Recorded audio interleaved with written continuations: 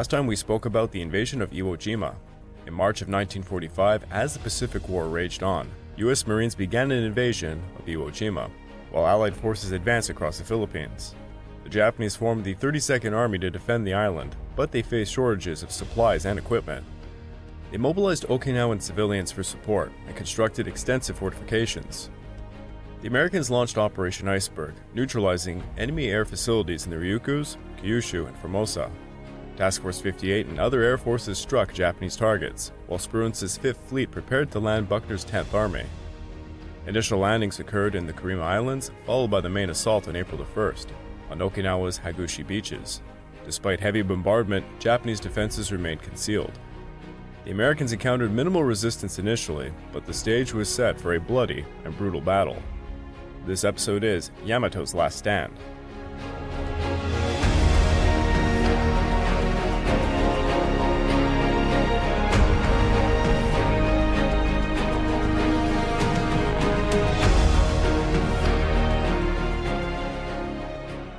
Welcome back to the Pacific War podcast week by week, and I'm your dutiful host, Craig Watson.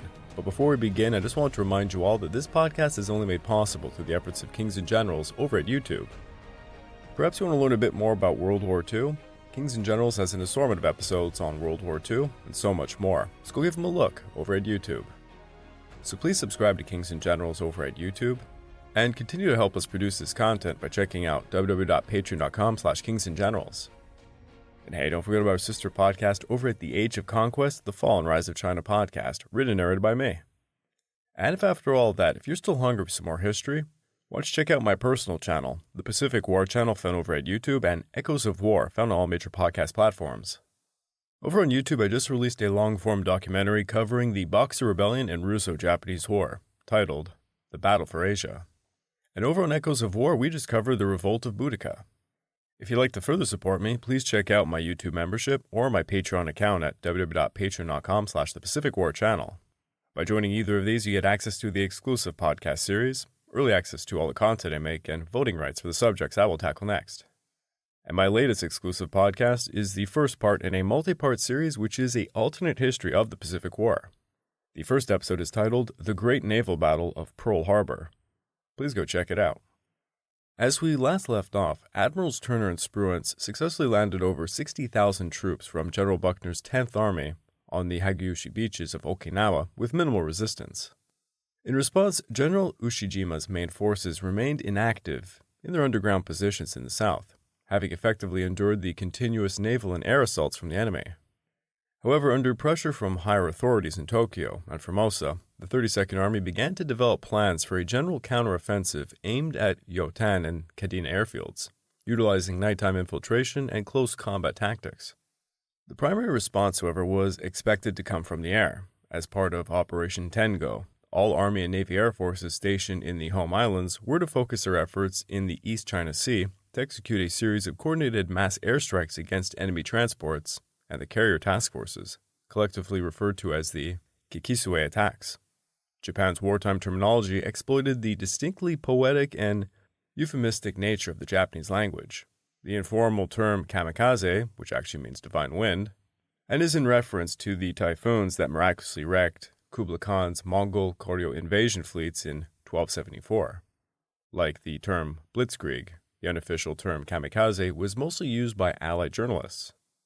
The IJN and the IGA officially called suicide attack units Tokubetsu, Kokukitai, meaning special attack unit.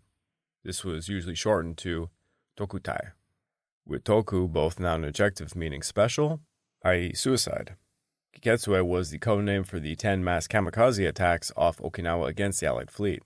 Kiketsue meaning floating chrysanthemum, which was the war emblem of the legendary 14th century samurai Masashige Kisanoke, a national exemplar of sacrificial devotion to the emperor. Tengo had been initiated on March 26 following the initial landings on the Kurima Islands. However, by the time of the invasion, Admiral Toyoda's disorganized combined fleet was unable to carry out a large-scale kamikaze attack, as it was still consolidating approximately 3,000 aircraft in Kyushu. Additionally, encouraged by Emperor Hirohito, Toyoda momentarily sanctioned a rather dramatic one-way suicide mission involving the super battleship Yamato and Rear Admiral Kimura Keizo's 2nd Destroyer Squadron aimed at destroying Sperance's invasion fleet. This surface attack mission, codenamed Ten Ichigo, led by Vice Admiral Ito of the 2nd Fleet, vaguely suggested that if Yamato reached Okinawa, she would ground herself as an artillery platform while her crew disembarked as naval infantry. Nonetheless, the chances of success for this mission were very slim. It was primarily intended for the Imperial Japanese Navy to do so to maintain their honor. On April 2nd, while General Watson's 2nd Marine Division conducted another demonstration off the southeast beaches, American forces prepared to advance eastward. In the south, benefiting from ideal weather and minimal resistance, the 17th Regiment secured the highlands overlooking Nakagusuku Bay and extended its patrol to the bay's shoreline. The 32nd Regiment eliminated a strong point south of Koza using tanks and then aligned with the 17th. The 381st Regiment advanced through Shimabuku, but faced enemy resistance in and around Momobaro. Meanwhile, the 383rd Regiment captured a hill just south of Momobaro after quite a fierce battle, and also took a ridge northeast of Fituma with support of airstrikes, artillery, and tanks. Over in the north, however, General Geiger's Marines faced challenges such as terrain and supply issues. The 1st Battalion 29th Marines moved north to secure the unoccupied Zampa Mizaki area, where Turner later established a radar station. The 22nd Marines advanced quickly eastward throughout the day against light opposition, successfully securing the Nagahama beaches alongside the 6th Reconnaissance Company. On the other hand, the 4th Marines met with steadily mounting resistance. At 11 a.m., a platoon of the 3rd and 4th Battalions entered the mouth of a steep ravine. They were met by sharp fusillade and small arms fire, which revealed a series of mutually supporting caves on both sides of the draw. In the firefight that ensued, 12 wounded men were isolated and not recovered for over 4 hours. A quote from an eyewitness had this to say: "Every means of painlessly destroying the strong point was unsuccessfully tried, and it was finally taken by a typical banzai charge, with one platoon entering the mouth of the draw and one platoon coming down one side of the two noses that form the pocket." The 1st Marine Division continued its advance with little resistance to the Ishimikotoku line, also extending southwards to Chitan, while the 1st Marines moved past the 5th Marines towards Chibana. With approximately 6,000 yards separating General de Valle's main frontline units from the 7th Division, General Arnold decided to send Colonel Roy Greeny's 184th Regiment to fill this significant gap. At sea, Admiral Mitscher's Task Force 58 launched a strike against Amami Oshima, sinking 3 vessels and damaging 2 others, while also witnessing 4 warships collide and sustain damage. In retaliation, Admiral Ugaki's Kyushu Air Force conducted sporadic kamikaze attacks, resulting in damage to 5 transports. The next day, General Hodge's 24th Corps shifted its focus southwards. The 17th Regiment secured the rear areas and captured Awase, while the 32nd Regiment advanced approximately 5,000 yards along Nakagusuku Bay to occupy Kuba and to establish its lines in front of Hill 165.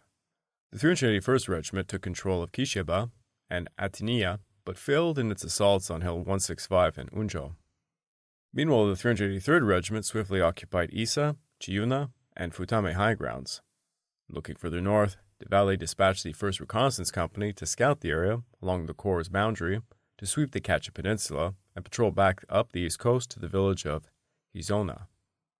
This maneuver enabled the 1st Marines to advance quickly in formation and reach the seawall overlooking the northern end of Nakagusuka Bay by nightfall. Concurrently, the 5th Marines moved forward and successfully occupied Agina and Tengan. The 7th Marines gained around 2,700 yards of enemy territory and ultimately reached Hizona, although Company K became lost and was ambushed. The 4th Marines navigated the challenging terrain and light enemy resistance to secure the significant hill massed behind the Yotan airfield, located about 3,000 yards short of the east coast. The 22nd Marines advanced and successfully captured Nakadomari, along with a position 400 yards south of the line. Meanwhile, the 6th Reconnaissance Company, supported by armored units, crossed the Ishikawa Isthmus to the village of Ishikawa, where they faced mortar fire. Back over at the sea, Mitscher's aircraft carriers targeted Okinawa, sinking 2 vessels and damaging 2 others. And in response to this, Ugaki was finally able to launch a preliminary mass 10-go air attack with over 119 aircraft, causing damage to the escort carrier Wake Island, the destroyers Bennett, Prinshet, and Foreman, the minesweeper Hamilton, and 2 landing craft. Due to significant advancements, Geiger successfully deployed Colonel Victor Blisadale's 29th Marines to take control of the Yotan airfield and other rear areas. To the south, the Valley's units moved towards the eastern shore of Okinawa, while the 1st Marines occupied the Kachi Peninsula without facing much resistance, while the 5th and 7th Marine Regiments secured the coastline in their designated zones. Further south, after splitting the island in two, Hodge began advancing towards Naha, targeting the hill mass stretching from Urosemura to Hill 178 and Uoki. In response, General Bradley positioned Colonel Macy Dill's 382nd Regiment in front of Nodake, while the 184th Regiment moved through the 381st in the Atenya Unjo area. For the initial push towards the Uchitamari-Tsuwa line, the 383rd Regiment advanced quickly from Ise to Mashiki, where they ultimately were halted by heavy fire from the south. The 382nd advanced over 2 miles south from Nodake along the eastern boundary of the division, while Arnold's forward units lagged about 2 miles behind due to moderate resistance at a high, wooded ridge parallel to the coastline just west of Cuba. Meanwhile at sea, Ugaki launched another sporadic kamikaze attack, which resulted in damage to the destroyer Wilson near the Cream Islands. Additionally, 2 American vessels collided with Task Force 58 while they were targeting Okinawa, and later that night, a suicide boat attacked and sank a LCI gunboat. In the Antoniya Unjo area, the 383rd Regiment made a swift advance from Ise to Mishiki as part of the initial push towards the Uchitamari-Tsuwa line. However, the following day marked the onset of a fierce resistance on Okinawa, with the 383rd Regiment struggling to make headway against formidable Japanese defenses on the Cactus Ridge. Meanwhile, the 382nd Regiment continued its advance southwards against a series of fortified positions, achieving gains approximately 400 yards to the east and 900 yards to the west. The 184th Regiment moved through Arakachi, but was halted by intense and precise fire from a rocky outcrop located about 1,000 yards southwest. The 32nd Regiment finally managed to capture Castle Hill before pushing more than 2 miles along the coast to a point just east of Akuma. Over to the north, while the 1st Marines shifted to a primarily defensive posture, the 6th Marine Division conducted active reconnaissance towards the Motobu Peninsula, advancing to the front of the Atsutubaru-Chima line. Additionally, a patrol from the 1st Marines on the Kachi Peninsula crossed the reef to seize Kabuchi Island swiftly. Again at sea, there was no kamikaze attacks that day, as Ugaki and Toyota prepared to launch the main phase of Operation Tengo, although an Okinawa shore battery did manage to hit the battleship Nevada. Unbeknownst to the Japanese, American intelligence had successfully intercepted the combined fleet codes, allowing them to anticipate the details of the surface Ten-Ichigo attack. Consequently, Spruance's warships were prepared for the imminent departure of Ito's Surface Special Attack Force, which was to be executed a few hours later. Additionally, Ushijima was instructed to initiate a strong counterattack the following day to coincide with the Ten-Ichigo plan and the first Kikutsue attack, but he firmly rejected this order, and he called for a cancellation of the unnecessarily suicidal surface attack. During the night, as Admiral Blandy's minesweepers completed the perilous task of clearing the vast areas of Chimu and Akukusake bays, the Fleet Marine Force Amphibious Reconnaissance Battalion landed on the northern coast of Tsugen Island to gather intelligence on enemy positions. Upon their arrival in the early hours of April the 6th, they encountered machine gun and mortar fire, which ultimately compelled the battalion to retreat to the beach and re-embark. Simultaneously, the 4th and 29th Marine Regiments advanced through the 22nd Marine Regiment, with the 29th Marines moving up the west coast in formation to reach Chuda by noon, while the 4th Marines progressed along the eastern coastal road, successfully advancing 7 miles towards Madara. Further south, the 383rd Regiment continued its assault on the fortified enemy positions at Cactus Ridge, pushing forward relentlessly until they secured the western half by nightfall. The 2nd Battalion 383rd Infantry made frontal assaults through intense mortar fire to gain the ridge, and in the words of Sergeant Francis M. Rowell, we figured that the way to get out of that knee mortar fire was to get where it was coming from. So we stood up in the waves, firing everything we had and throwing hand grenades by the dozen. We charged the Jap position. It was by such tactics the 2nd Battalion gained the western half of Cactus. Over the next 2 days, the 382nd Regiment advanced slowly east of the Gunawan Road, facing fierce resistance from the Tombstone and Nishibata ridges. After a 10-minute artillery bombardment, 2 companies of the 1st Battalion, 184th Regiment, climbed nearly to the summit of the pinnacle, but they were ultimately pushed back by strong resistance from caves and underground strongholds.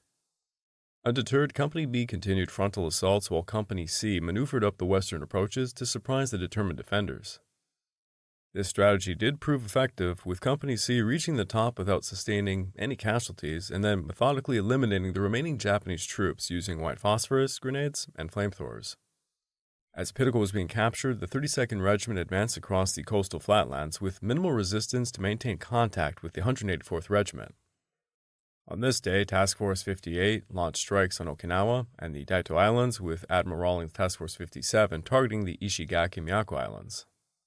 Meanwhile, Japanese aerial reconnaissance identified 2 American carrier groups near Okinawa, prompting Ukaki to initiate his first mass Kikusoi attack, sending hundreds of Japanese aircraft to assault Mitcher's carriers. The U.S. carriers in response unleashed a combined 19 U.S. Navy and 4 U.S. Marine Corps squadrons to blunt the onslaught.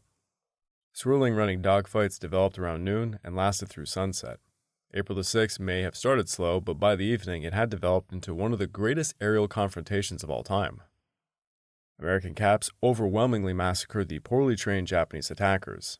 Mitcher's Task Force 58 fighters would claim 249 Japanese planes for just 2 lost, a staggering 125-to-1 kill ratio. Yet the kamikaze pilot's grim determination was chillingly apparent.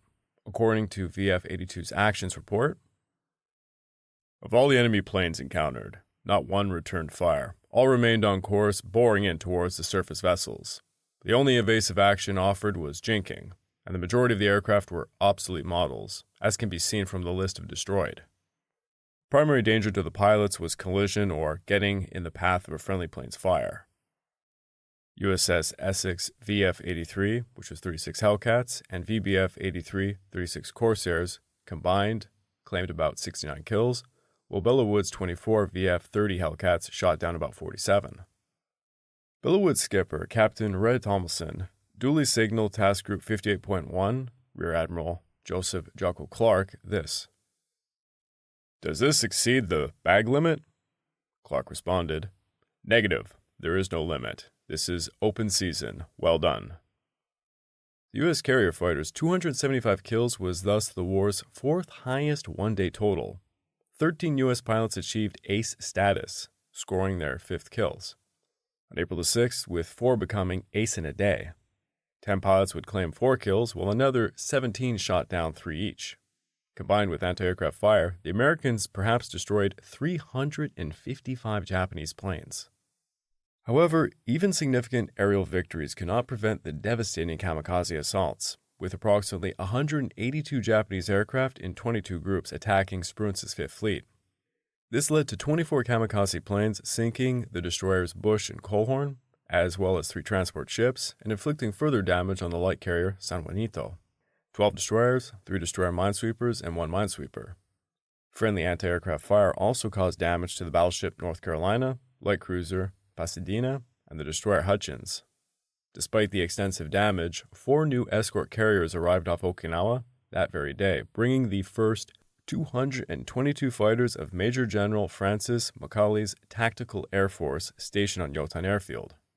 Meanwhile, the Yamato force set sail at 3:24 p.m. towards Okinawa, but within 45 minutes a B-29 spotted them in transit. Submarine Threadfin then detected Ito's strike force moving through the Bungo Strait at 5:45. As Ito's force rounded Kyushu to the southwest, it was monitored overnight by the submarine Hackleback, which sent 4 additional contact reports and was pursued 3 times briefly by one of Yamato's escorting destroyers. Concerned about the potential mass Kikusue attack on April the 7th, Spruance ordered Mitcher's carriers to concentrate on thwarting Japanese air assaults while tasking Admiral Doyo's Task Force 54 with intercepting Ito's strike force. At 6:20 a.m. on April the 7th, 6 Zeros of the 203rd Kokutai arrived over Yamato as a cap. 14 total Zeros would relay in small groups over Yamato's task force, but would depart as scheduled by 10 a.m. The Americans already knew the exact cap schedule of Yamato's fighters, a later U.S. intelligence memo dryly observing, "They left far too soon." At about 8:32 a.m., an Essex Hellcat reported that the Yamato task force was southwest of Kiishi-Gireto and it was heading about 300 degrees. The Yamato group was doing 22 knots and deployed in a diamond formation, with Yamato in the center and Yohagi astern. Yamato simultaneously reported that she had been sighted. Visibility was highly variable, with patchy overcast. Within minutes, 2 VPB-21 the EPM-3 Marine flying boats, based out of Admiral Ito, with seaplane tender Chandelier, arrived and began shadowing Yamato, and they raided the situation reports. Meanwhile, Mitcher duly reported the Yamato sighting to Spruance before dispatching 16 additional fighters at 9:15 to track Yamato. Shortly after Yamato's cap had departed at about 10:14, the Japanese discovered the two shadowing PBM-3 mariners and simultaneously reported a U.S. submarine stalking the task force. This was, of course, the Hackleback, which had managed to catch back up and zigzagged the positions. 3 minutes later, at 10:17, Yamato turned towards the mariners and opened fire with her awesome 18.1-inch cannons with the Senshikidan anti-aircraft shells. Yahagi also opened fire and additionally began jamming the mariners' transmissions. The mariners retreated into the clouds unharmed at about 10:18, and Yamato and Yahagi ceased their fire. To his chief of staff, Commodore Arleigh Burke, Mitcher announced, "Inform Admiral Spruance that I propose to strike the Yamato sortie group at 12 o'clock, unless otherwise directed." The grizzled aviator desperately wished to sink Yamato, but he likely suspected that Spruance, riding in New Mexico, intended his beloved dreadnought's claim one last moment of glory. "Will you take them, or shall I?" Mitcher pressed. Spruance's response was, "You can take them." At 10 a.m., the carriers of Task Group 58.1 and 58.3 launched the first wave of over 282 aircraft, although only 227 managed to locate Ito's strike force as he navigated through some challenging overcast weather. At 11:07, Yamato's radar detected the large formation approaching from over 63 nautical miles away, prompting Ito to increase speed to 25 knots. Within 8 minutes, the formation closed to 44 nautical miles, leading the Japanese to initiate a sharp evasive maneuver. Bennington's Lieutenant Commander Hugh Wood's airborne radar detected the Yamato task force some 25 nautical miles away from its predicted location, and the U.S. strike altered course. 5 minutes later, the Americans made visual contact through a hole in the patchy 3,000 feet overcast. A Hornet pilot recalled this. "Yamato looked like the Empire State Building plowing through the water." Yamato cruised in the center, flanked by destroyers Kazumi, Suzutsuki, Hamikaze, and Yukikaze.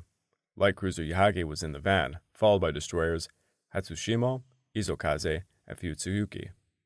The first American aviators encountered the destroyer Asashima, which had been experiencing machinery issues for 5 hours and had fallen 12 nautical miles behind the main task force to the north.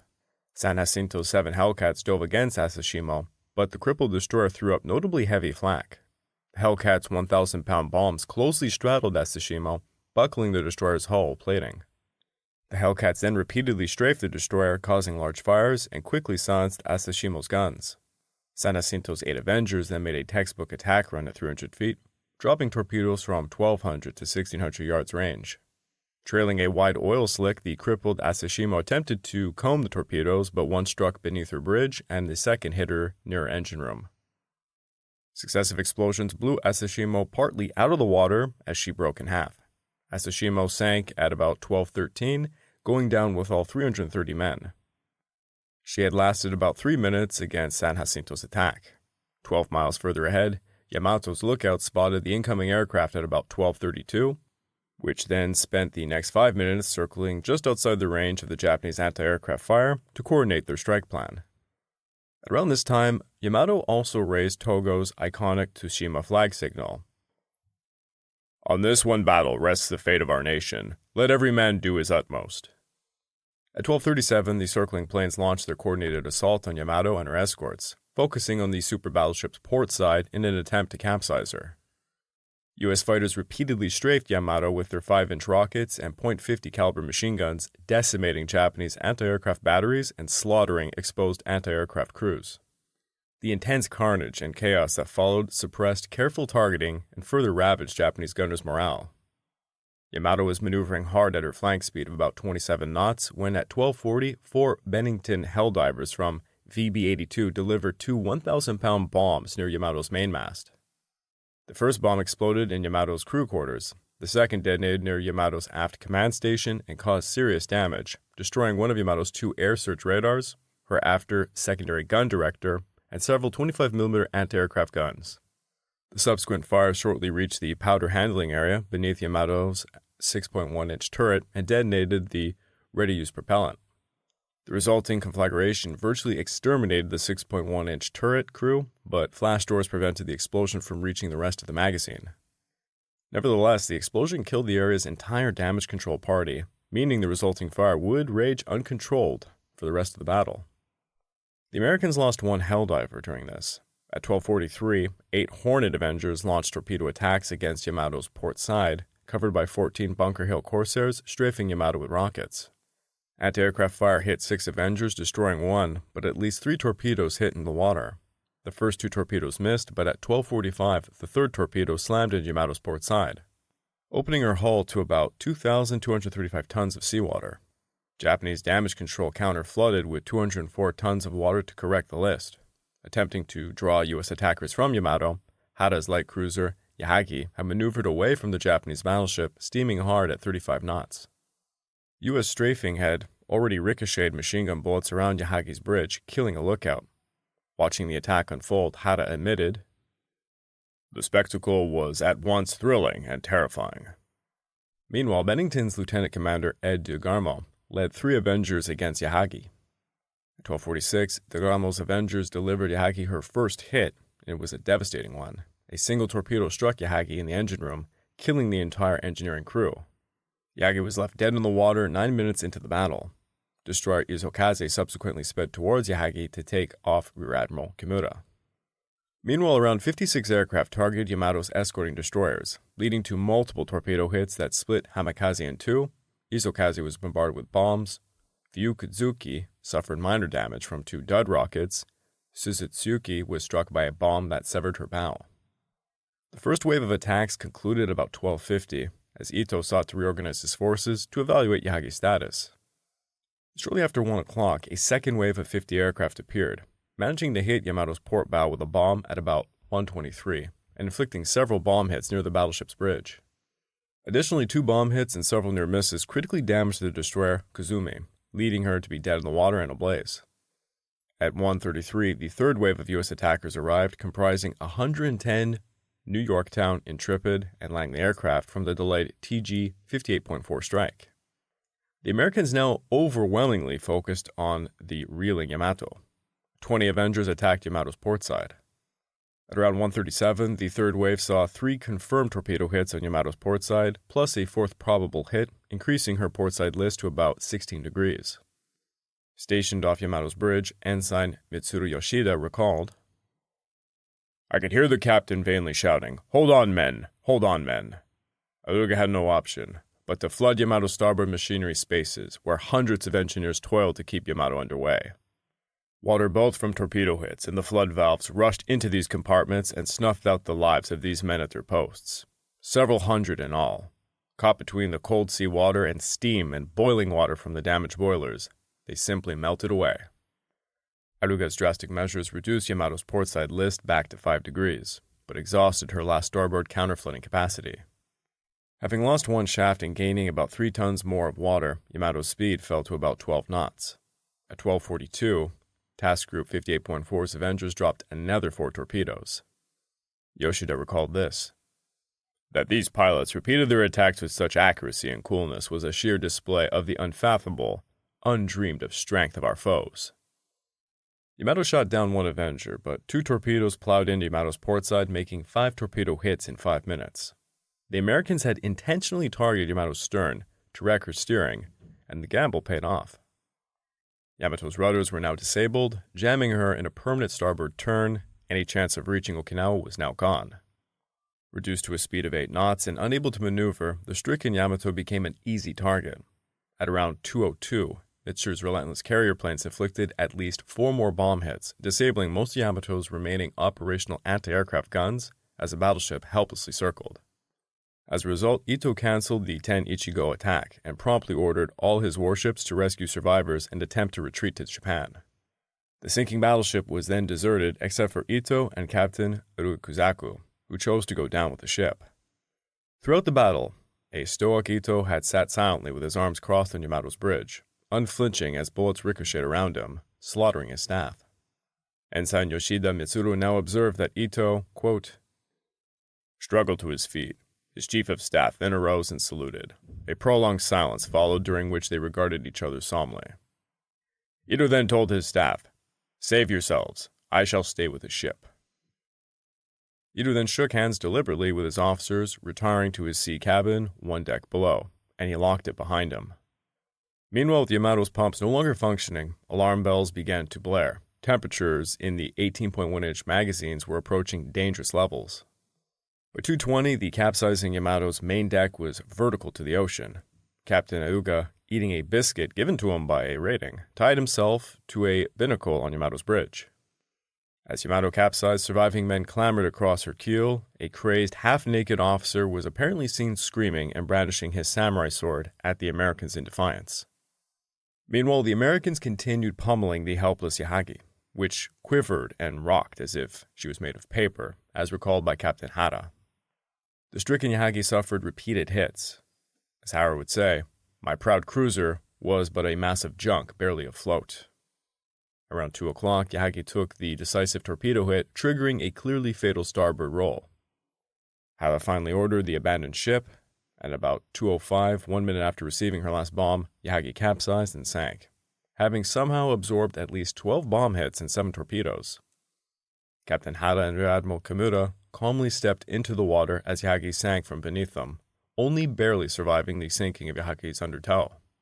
Now clinging to floating wreckage, the exhausted Hara recalled, "Scores of planes swarming about Yamato like gnats." By 2:20, the capsizing Yamato's main deck was vertical to the ocean, and 3 minutes later, the sinking dreadnought exploded catastrophically before finally disappearing beneath the East China Sea. Yamato's capsizing motion had likely forced open her 18.1-inch powder room doors, allowing fires into the battleship's magazines.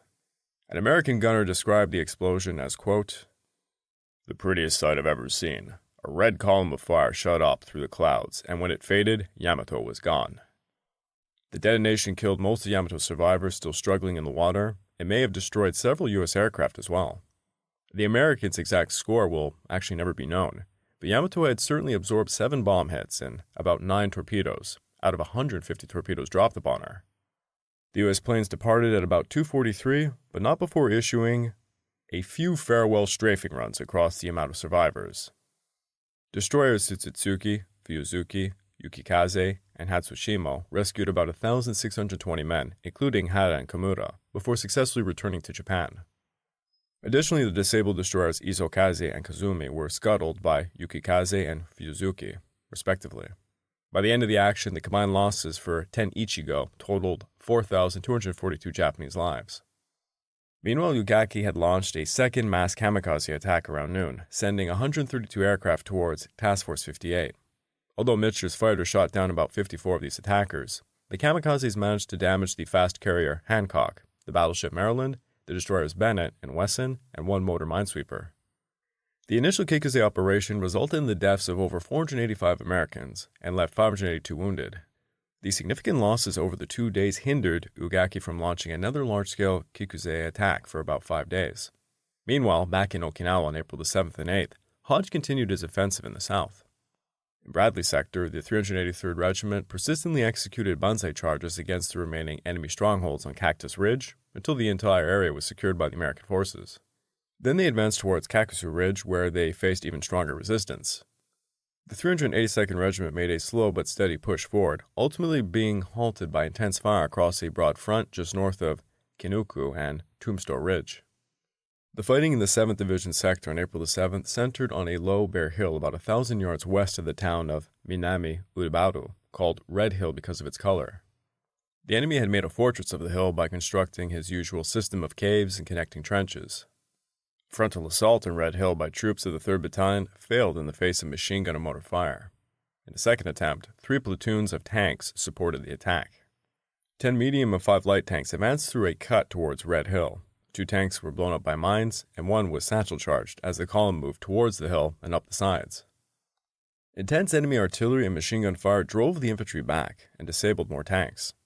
Japanese swarmed in amongst the armor and tried to destroy the tanks with satchel charges and flaming rags.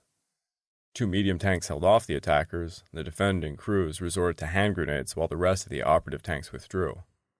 The 14th Independent Battalion Headquarters proudly described this action as a perfect example of how to separate troops from tanks, and thus broke up an American infantry tank team.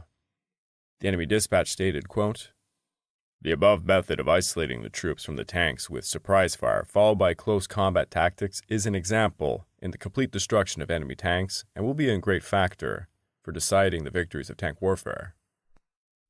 After these two reversals, the 3rd Battalion made a wide enveloping maneuver to the right. Behind fire from artillery and supporting weapons, the troops drove towards Red Hill from the west and occupied it, suffering only 2 casualties in the move. Once more, a Japanese outpost had shown its strength against a frontal attack and its vulnerability to a flanking maneuver. The capture of Red Hill left another sector of enemy territory open for the taking. The troops advanced 100 yards south before digging in. A platoon of tanks conducted a remarkable 4,000-yard foray almost to Hill 178. They withdrew safely, despite a bombing attack by 2 single-engine Japanese planes. The following day, the 184th continued its advance southwards, under heavy fire, managing to take Triangulation Hill after 2 fierce assaults. Simultaneously, the 32nd Regiment captured Tsuwa as it extended the front along the coastline.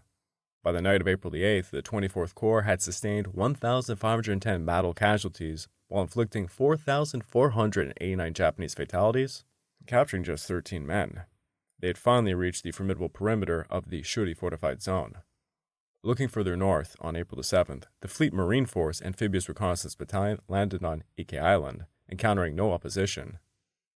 Subsequently, Company B was dispatched to secure Takabanare Island, while Company A took control of Hinza and Hamihika Islands. During the night, Company B re-embarked, maneuvering around Tsugan Island and landed on Kutak Island, where they also found no enemy presence. Simultaneously, the 32nd Regiment captured Tsuwa as it expanded the front along the coastline. By the evening of April the 8th, the 24th Corps had incurred about 1,510 battle casualties. On the same day, Shepard advanced north with minimal resistance as the 29th Marines successfully reached Nago, while the 4th Marines moved through Hinoko. Ahead of the division, the 6th Reconnaissance Company traveled up the West Coast Road to the village of Awa and then crossed the base of Motobu's Peninsula to Nakeoshi, encountering and either destroying or scattering several enemy groups along the way. As the reconnaissance zone was extended westwards on April the 8th, clear signs confirmed by aerial observations and photography indicated that the enemy had chosen the rugged mountains of Motobu as their defensive position. As a result, the 22nd Marines were deployed across the island from Nakeoshi to Ora to protect the right flank and the rear of the 29th Marines attacking westwards, while the 4th Marines assembled near Ora to support either the 29th on Motobu or the 22nd in the north. The 2nd Battalion 29th Marines probed westward, moving across the base of Motobu and occupying the village of Kekusuku. Additionally, the Reserve 1st Battalion at Yofuke successfully secured Yamato and Narashido, facing heavy enemy machine gun and rifle fire at the later location. The following day, the 29th Marines advanced in 3 columns to locate the enemy's main force at Motobu. All columns encountered resistance, revealing that a significant enemy force confronted the division in the area, stretching from Itome to Taguchi. On April the 10th, the 2nd Battalion 29th Marines captured Untenko, where the Japanese had established a submarine and torpedo boat base. The 3rd Battalion took Taguchi and sent patrols into the interior, while the 1st Battalion advanced through Itome and uncovered well-fortified positions on the high ground north of the village.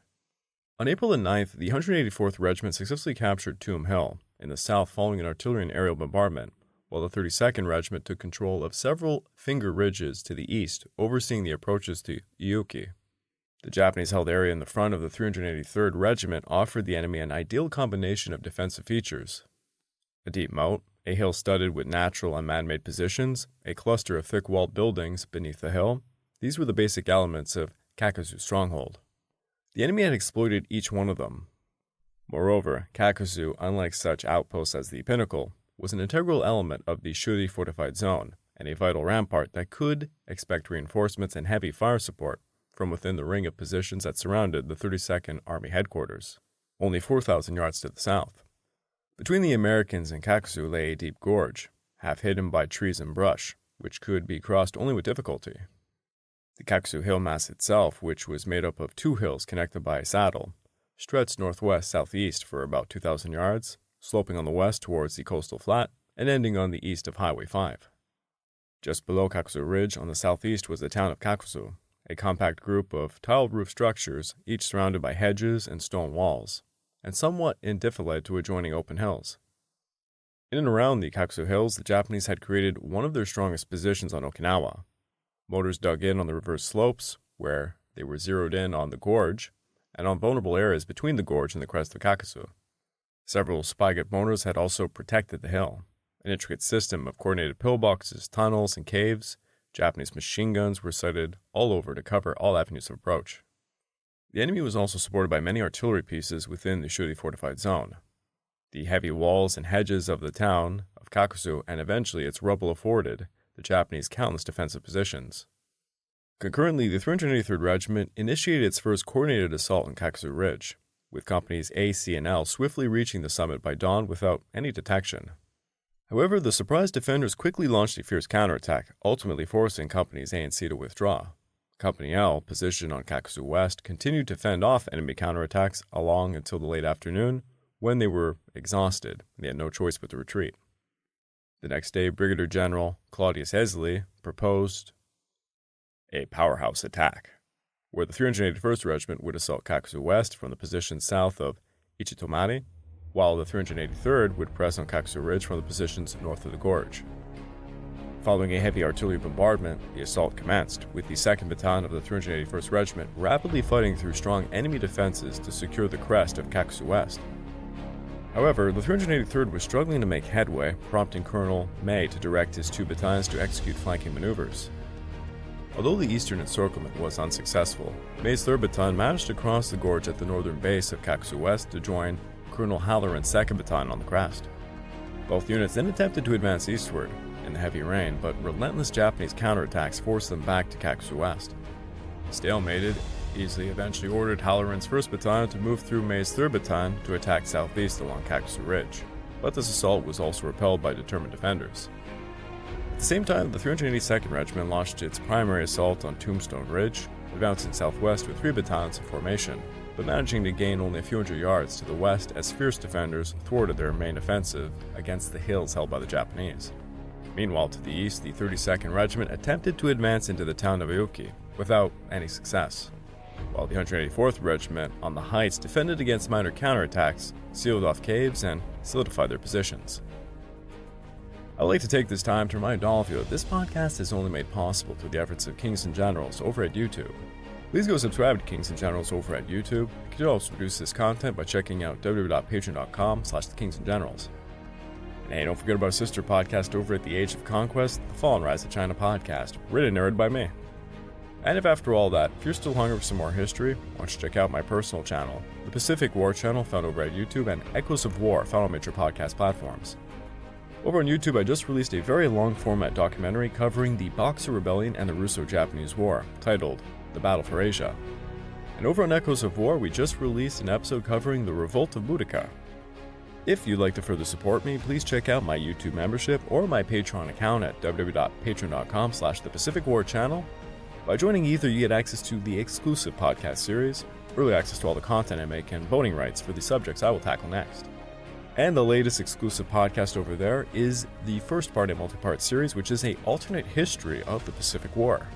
The first episode is titled The Great Naval Battle of Pearl Harbor. So if that's of interest to you, go check it out.